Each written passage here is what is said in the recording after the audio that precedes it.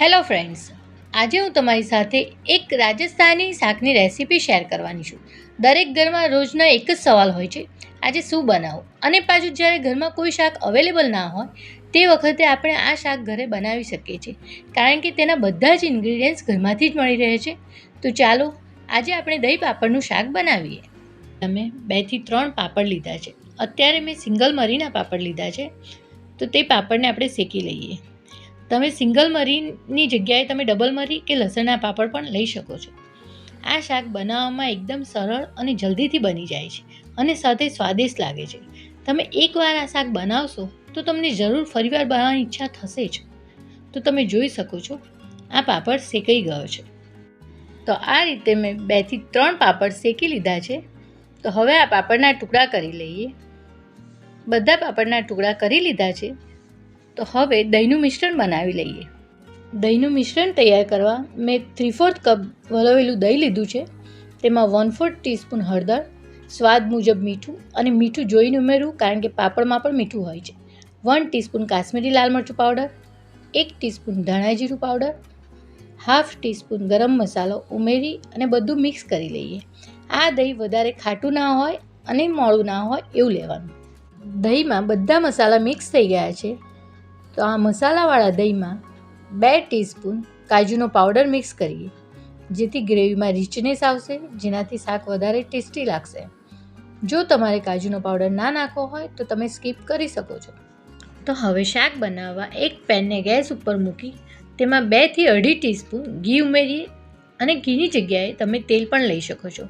ઘીને ગરમ કરીએ અને તેમાં 1/2 ટીસ્પૂન જીરું, 1/2 ટીસ્પૂન રાઈ અને 1/2 ટીસ્પૂન વરિયાળી ઉમેરીએ.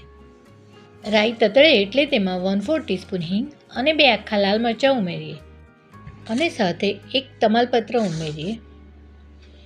હવે તેમાં 1 ટીસ્પૂન ક્રશ કરેલું આદું, 1 ટીસ્પૂન ક્રશ કરેલું લસણ અને 1 થી 2 નંગ સમારેલા લીલા મરચાં ઉમેરીએ અને અડધી મિનિટ સુધી સાંતળી લઈએ, જેથી આદુ લસણની કચાશ દૂર થાય.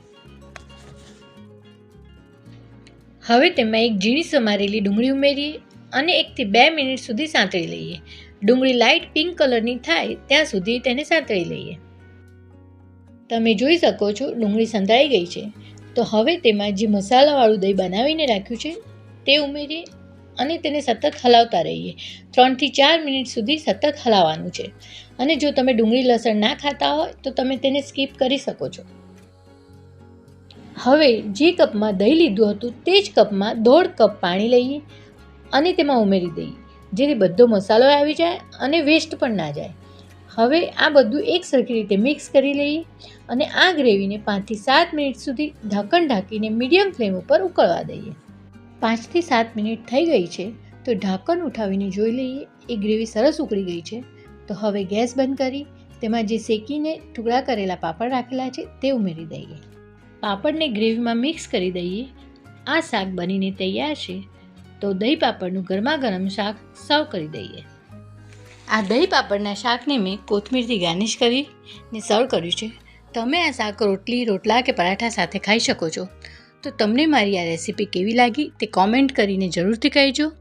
અને જો તમને પસંદ આવી હોય તો લાઈક કરજો અને મારી ચેનલને સબસ્ક્રાઈબ કરી બેલ બટન દબાવવાનું ના ભૂલતા. તો ચાલો ફરીથી બીજી એક નવી રેસીપી સાથે મળીશું. Thank you.